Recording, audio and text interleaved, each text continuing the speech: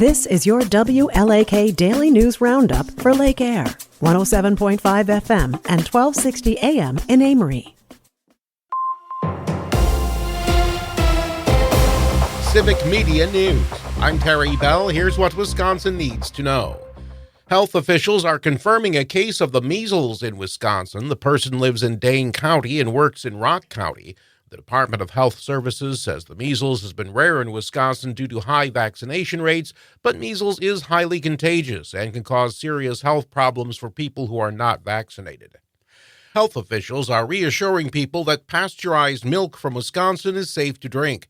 Dairy cows in other states have come down with the bird flu in recent weeks, but so far there are no reports of bird flu in Wisconsin. In the meantime, dairy farmers are urged to be on the lookout and let health officials know if they have any sick animals.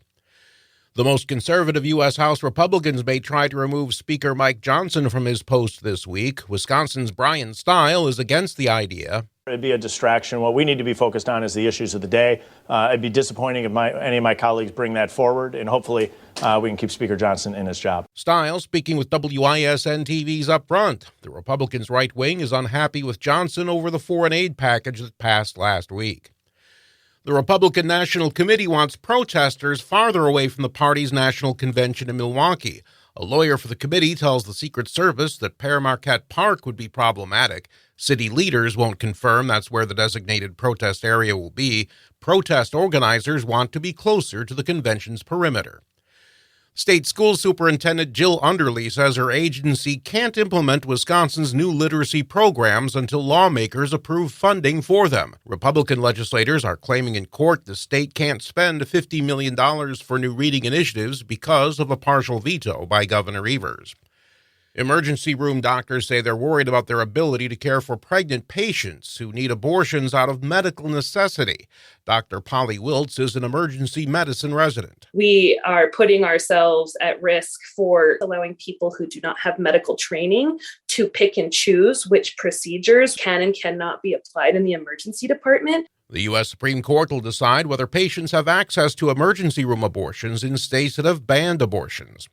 I'm Terry Bell, Civic Media News. Here's what you need to know closer to home. For WLAK News, I'm James Kelly. The Homegrown Music Festival is underway in Duluth. According to a Northern News Now report, the festival kicked off on Sunday with various shows around the area. The 8-day festival will feature over 160 musical acts, giving Duluth residents a great opportunity to celebrate their local artists in their own communities. Sunday's show even included a special children's showcase at the Depot. A full schedule for the festival showing who is playing and where they're playing can be found on the Duluth Homegrown website. College of St. Scholastica students have planned a sit-in protest for Monday in protest of the school's decision to dissolve its theater program. According to a Fox 21 report, the school announced on Friday it would be shutting down its theater program, which has run at the school since the 1970s. College officials cited the challenging higher education environment and also let 2 professors and student workers go from their positions. The student protest will involve a sit-in at the school today from 9 a.m. to 4 p.m. Duluth Community Education has received grant funding to study how safe the streets around the area's schools are for young pedestrians. Through the Safe Route Grant Program, the organization will be able to hire a full-time employee to study the areas around the schools to find out which routes are already safe and which routes need improvements. The goal is to create safer routes for students who walk or bike to school, like reconstructing sidewalks. The organization plans to make the hire this summer. City of Duluth officials have shared an update on the Brighton Beach reconstruction project. According to a WDIO report, Duluth Parks and Recreation officials say the reconstruction project is expected to wrap up by the end of 2024. The city undertook the project after years of changes at the beach caused by erosion to the lakeshore. In addition to protecting the shore, the city is also adding new amenities like benches, picnic tables, and restrooms. Road construction around the beach is also expected to begin soon. The University of Wisconsin-Superior officially broke ground on its new stadium on Thursday. Construction on the Superior Choice Credit Union Stadium has been delayed for about a year, leading to an additional $2 million price tag on the over $7 million project. The field will be made with artificial turf so the soccer and lacrosse teams can use it longer into the season, and will also have a 9-lane track. Officials expect that construction should last through the summer, and the stadium should be open in September. Duluth Mayor Roger Reinert delivered his first State of the City address on Thursday, mainly focusing on housing issues the city is facing. During the speech, Mayor Reinert announced there would be no property tax increases in Duluth in 2025 and called for more single-family homes to be built in the downtown area. The city and private partners are hoping to add more than 1,000 new residents to the downtown area, along with more retail locations. The speech also covered commercial tax, streets, and utilities. Construction work will cause single-lane closures along I-35 this week. According to the Minnesota Department of Transportation, the closures will occur on Monday and Tuesday this week. On Monday, I-35 southbound between Garfield Avenue and 27th West will be reduced to one lane between 7 a.m. and 3 p.m. On Tuesday, the same stretch of road will be reduced to one lane on the northbound side between 9 a.m. and 5:30 p.m. Commuters should plan their routes accordingly, and traffic data will be available on the DOT website. The Boys and Girls Club of the Northland has unveiled its new esports gaming room at its Lincoln Park facility. According to a Northern News Now report, the lounge includes monitors, gaming consoles, and a variety of games for the kids to enjoy. Officials say gaming will give the kids an opportunity to improve their critical thinking, fine motor skills, and problem-solving abilities. The club will also be competing in esports against other clubs and some schools, giving the kids an opportunity to be part of a team. And that's what you need to know. For WLAK News, I'm James Kelly.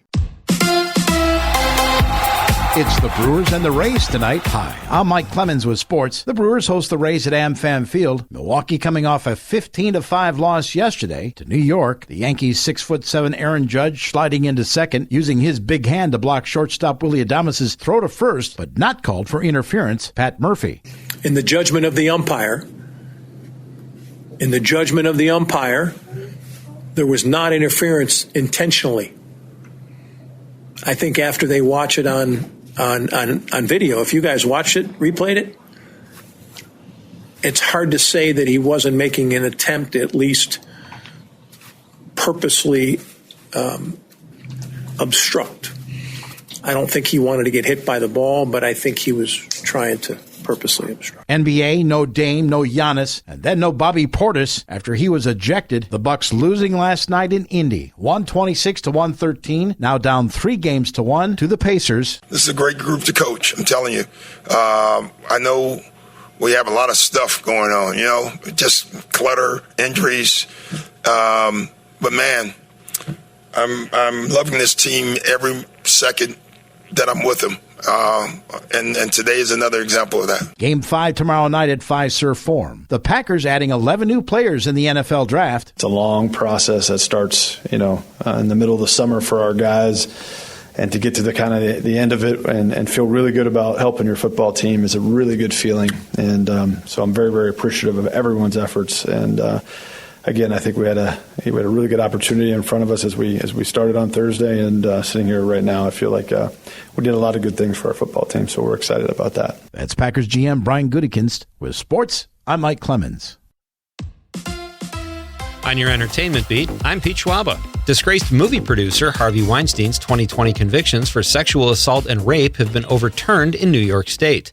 The New York Times reports that Weinstein's lawyer claims that he did not receive a fair trial. The Miramax founder was sentenced to 23 years in prison after being convicted in February of 2020. Weinstein, however, is not going anywhere since he was also convicted for sex crimes in California and will remain in prison. An Oregon woman is $1 million richer after remembering she stashed a lottery ticket in a Tupperware container. People.com reports that 52-year-old Leslie Carr said she wouldn't have remembered at all if she hadn't heard an announcement about a $1 billion Powerball winner on TV, saying, "I would have totally forgot since we never check our tickets." You have a small enough chance to win the lottery as it is, but even less of a chance if you don't check your tickets, folks. Carr says she and her husband will pay off their house and buy tickets to Hawaii. I hope they're electronic. If you're making weekend plans and are in Northeast Wisconsin or don't mind a short road trip, check out An Evening with John McGivern Friday night, April 26th at the Ashwaubenon Performing Arts Center. The host of Main Streets on PBS and former host of Around the Corner tells funny stories about his life growing up in Milwaukee in a big Irish Catholic family and his prolific show business career. Tickets can be purchased at TicketStarOnline.com. Quick fashion tip: if you appear on a podcast, don't go commando, especially if you're wearing baggy shorts.